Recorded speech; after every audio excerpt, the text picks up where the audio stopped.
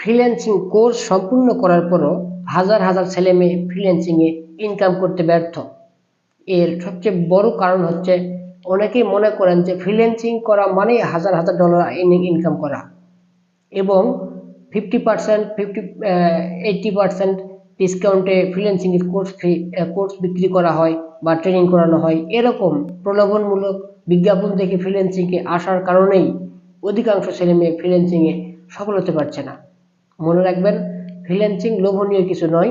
Freelancing সম্পূর্ণভাবে দক্ষতা ভিত্তিক একটি ক্যারিয়ার, যেখানে যদি আপনার মনের ইচ্ছা থাকে বা স্বপ্ন থাকে, সেই হিসেবে আপনি সিদ্ধান্ত গ্রহণ করবেন এবং আপনার ভালো লাগার যে প্রজেক্টগুলো সেগুলো নিয়ে আগে স্টাডি করবেন, কম্পিউটারের বেসিক বিষয়গুলো জানবেন, ইন্টারনেটের বেসিক বিষয়গুলো জানবেন।